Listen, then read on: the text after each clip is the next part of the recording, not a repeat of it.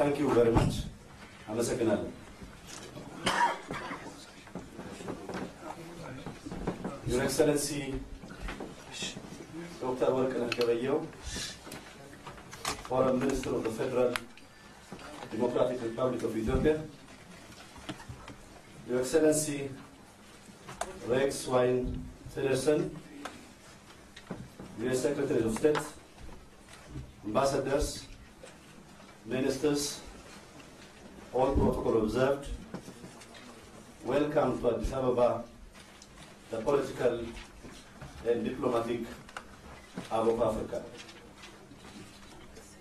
As His Excellency Minister Tillerson said during his speech at George Mason University, Africa is part of the future. It's a continent in which 70% of its population is youth. This population, Your Excellency, is an opportunity and again a challenge. Ethiopia, as a US partner and longer in the continent, I believe this extraordinary visit will further deepen the ties of Ethiopia and the United States, one of the oldest diplomatic ties. According to our program, His Excellency Dr. Workana and His Excellency Rex Tillerson will highlight the gist of their discussions to the media, and that will be followed by questions from media houses. Media houses, make sure that you have one question. If it is more than one, yes, the two principals will respond to one question only.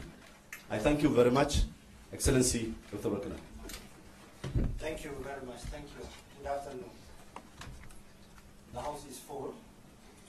Your Excellency Tillerson, Secretary of State of the United States of America, we are delighted to have you here in your visit to Africa as a first stop here in Addis Ababa. United States and Ethiopia have a century-old relationship, a relationship which time-tested, all-weather relationship. So, Your Excellency, your coming here is a testament for this strong relationship. I and Excellency Secretary discussed extensive issues. Bilaterally, we discussed about regional issues, the regional security, international issues, international politics. At the same time, how to boost our economic ties and investment between the United States of America and Ethiopia. We touched about the issue of South Sudan and Somalia, which we are working very closely together. And also, we discussed other very important security concerns that we have. And also, I explained to Excellency about our situation, the country's situation, the transition that we are in the process, and we are very thankful that the United States of America is a close friend which working with us in all aspects, especially in economic areas. So it was very cordial, candid, and very fruitful discussion. And thank you so much, Your Excellency. Thank you as well, Excellency, for the warm welcome and hospitality. And we just had a very enjoyable lunch where we were able to continue our discussion with a number of members of both of our delegations, which is always useful to gain a greater understanding of each other. I also want to welcome both the local press and the foreign media as well to this event. And we do appreciate our partnership, and particularly at such a critical time for Ethiopia. Also look forward to my meeting later today with the Prime Minister. And I'm quite excited to be in Ethiopia. This is my first visit, and certainly this was an important place to start my trip as Secretary of State to the continent, in large measure because of the more than 100-year diplomatic relationship between Ethiopia and the United States. It's been an enduring relationship, as the Foreign Minister described it, an all-weather relationship that even when storm clouds gather, we remain friends and have always worked through challenges together. Also want to acknowledge again today, this being International Women's Day, and an opportunity to recognize and celebrate the social, economic, cultural, and political achievements of women across the world, and note the role of women in Ethiopia in promoting economic growth as well. It's quite evident the prominence that women already occupy in government, but in economics as well, strengthening the rule of law, the important role they play in human rights, and building and strengthening a civil society that will thrive. As I indicated, the United States and Ethiopia are longstanding partners. I was glad to have the opportunity to exchange views with the Foreign Minister on many areas of mutual interest that we share. We recognize and share concerns expressed by the government about incidents of violence and loss of life. We do firmly believe the answer is greater freedom for people, not less. We recognize the transition that is underway in Ethiopia, the first ever voluntary transfer of power. And I view this as a very positive symbol of the strength of this very young democracy in Ethiopia, a peaceful transition of power. Given recent events, the United States has expressed our concerns with the government's decision to impose another state of emergency, because it does put restrictions on fundamental rights like assembly and expression. We also discussed in our exchange the importance of ensuring that security forces remain disciplined in maintaining law and order, preventing violence. They have a very difficult challenge on their hand. This tests their own discipline as well. We firmly believe that democratic reform, economic growth, and lasting stability are best addressed through an inclusive political process rather than through the imposition of restrictions. And we encourage the Ethiopian people as well to maintain patience, maintain support for your government through this change, through this transition, but also in pursuing this journey of democracy, which takes time and effort. Democracy is not easy. It takes a lot of work. But staying with it, lasting change will come about, and do not resort to violence. Violence is simply never a solution. I was able to raise these concerns because of this very, very strong relationship that exists between Ethiopia and the United States, and we share so many values as partners. We want Ethiopia as a country to succeed and prosper, and we're confident that they will succeed and prosper, providing many, many economic benefits, not just for the Ethiopian people, but for the neighboring countries in Africa, and ultimately for U.S. business interest as well. We welcome the proactive steps that have already been taken with the release of thousands of prisoners, including journalists and political leaders, and we encourage additional concrete measures to allow greater political freedom of expression. As the seat of the African Union, Ethiopia plays a critical and significant role in leadership in the region, throughout the continent and the world, and we appreciate its efforts to further our mutual goals of peace and prosperity on the continent. This is especially true of our shared security interest as the largest contributor. Ethiopia is the largest contributor to UN peacekeeping operations. They play a vital role in AMISOM in Somalia, as well as peacekeeping efforts in Sudan and South Sudan. We have shared treasure together in trying to advance the cause of peace, and we have shared blood together in this advancement of the cause of peace, and we acknowledge that. Ethiopia's influence in supporting the security of Somalia and Djibouti are particularly important at this time to keep global commerce routes open. These routes through the Red Sea affect billions of people around the world in terms of their economic stability. And we discussed the United States is eager to help Ethiopia liberalize its economy. We think it's going to bring great opportunity and attract many business interests as they continue the process of reform and liberalization, strengthen its judicial and commercial institutions, and assist in humanitarian emergencies here and throughout the region, including the almost 1 million refugees that currently reside in Ethiopia. And we need to recognize Ethiopia's generosity in hosting those refugees. The United States is a long-term friend and partner of Ethiopia. We look forward to working with you as the people of Ethiopia seek greater peace, democracy, and prosperity, all of which we know you will succeed in achieving. Thank you. Thank you so much, Excellencies. Now back to the media.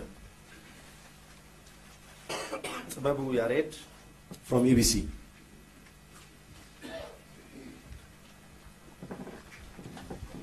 Thank you very much.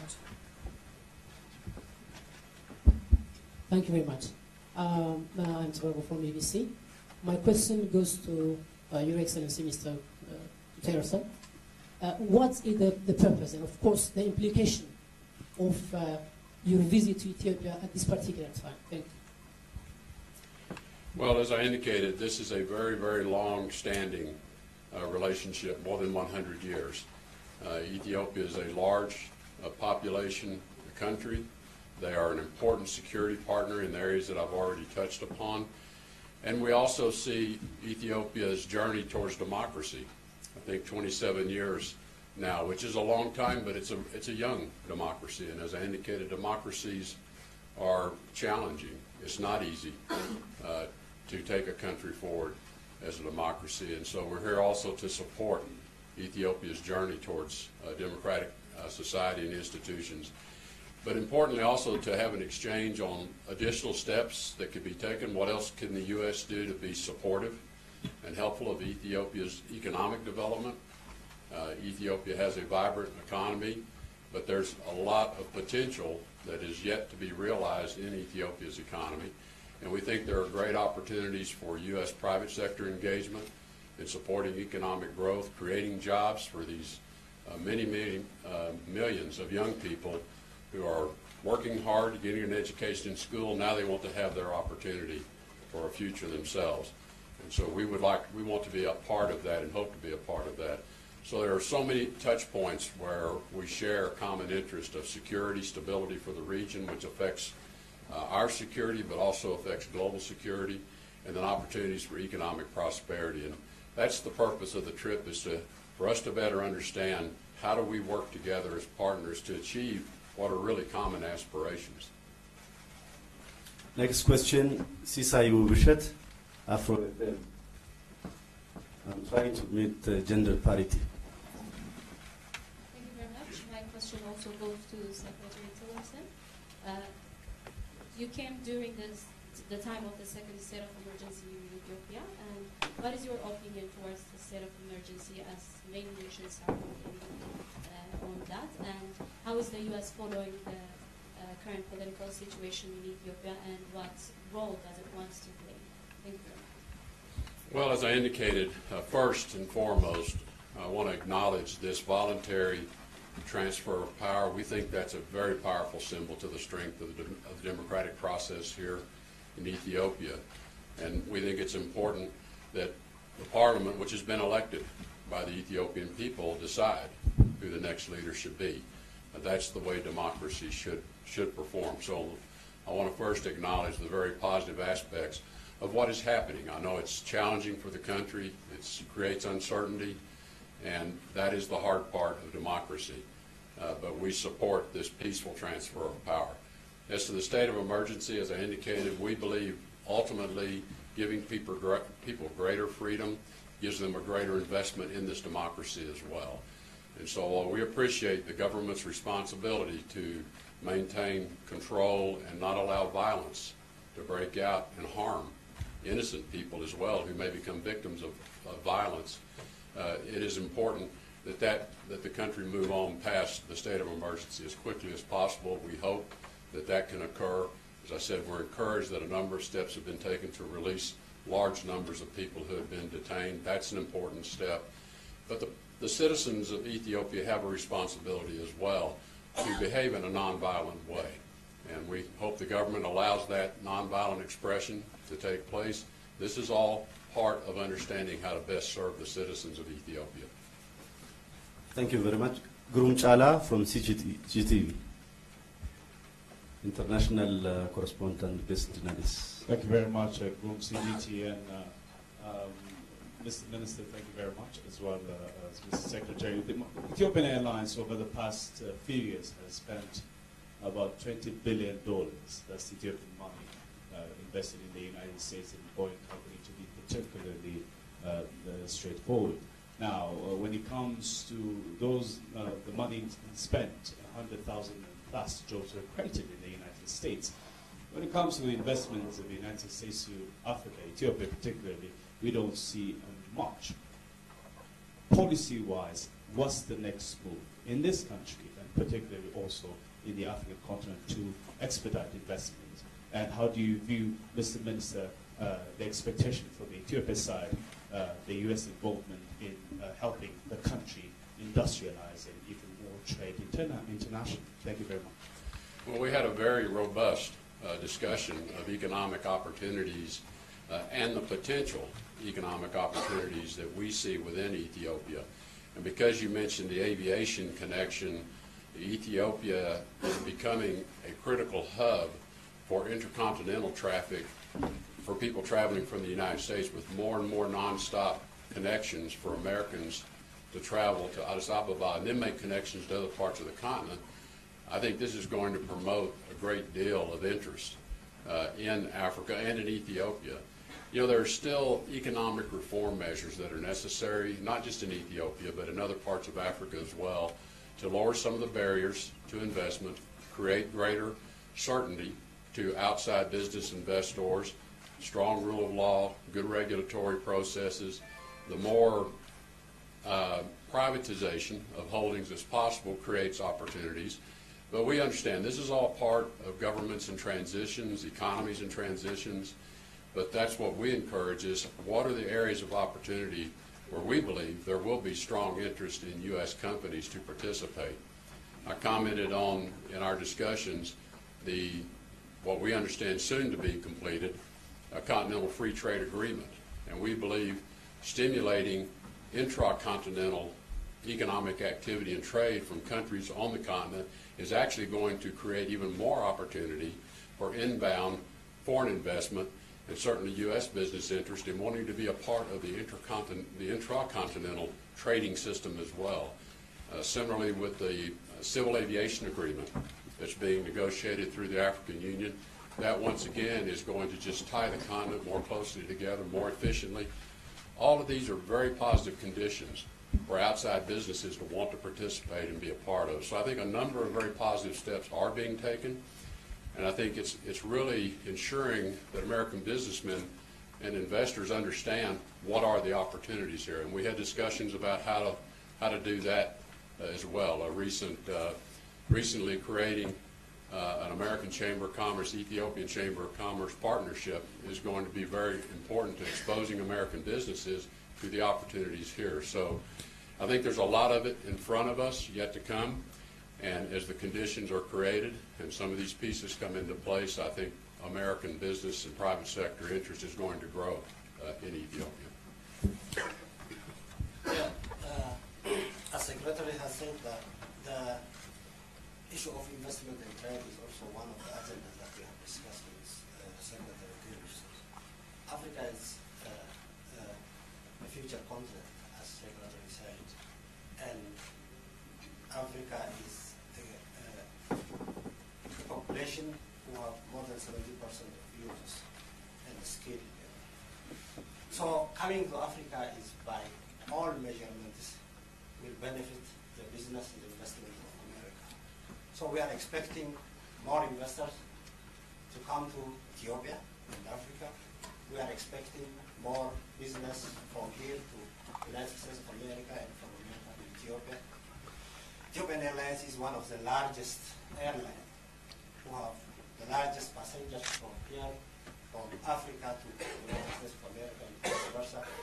This trade relationship will continue, and we hope that this visit also assist a lot to this boosting this investment in trade. Last question, Kylie Atwood, CBS.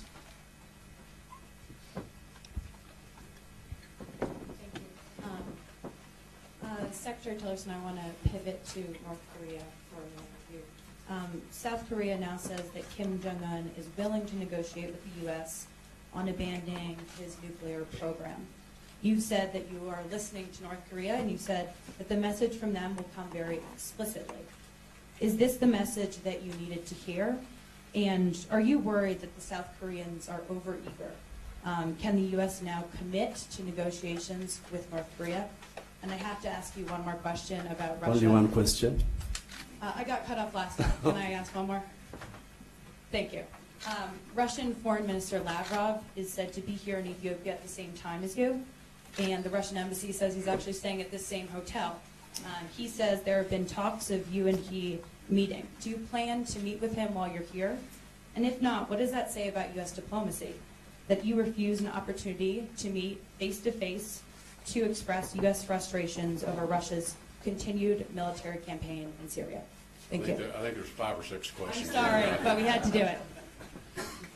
First, with respect to North Korea, I think as President Trump has indicated, potentially positive signals coming from North Korea by way of their intra-Korean dialogue with South Korea. We maintain very, very close communication with President Moon of the Republic of Korea.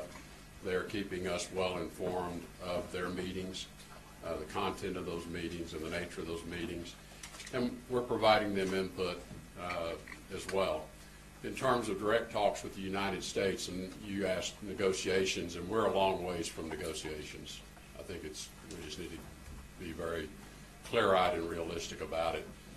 I think the first step, and I've said this before, is to have talks, have some kind of talks about talks, because I don't know yet until we are able to meet ourselves face-to-face with representatives of North Korea, whether the conditions are right to even begin thinking about negotiations. And that's kind of the current state of play. With respect to my meeting, Foreign Minister Lavrov, I've lost track of how many meetings he and I had last year. So any notion of us rejecting diplomatic engagement is really silly. That's just silly. We have had extensive negotiations, contact, dialogue. We have strategic dialogues. We have a number of mechanisms by which we talk to one another. I was unaware Foreign Minister Lavrov was going to be here at the same time I was until a couple of days ago, and I'm unaware of any outreach to want to meet until I was on my way over here. My schedule is largely set, so if it doesn't work out here, he and I see each other often around the world, and we have each other's telephone numbers, and we do use them. I thank you, Excellencies. Thank you, media houses.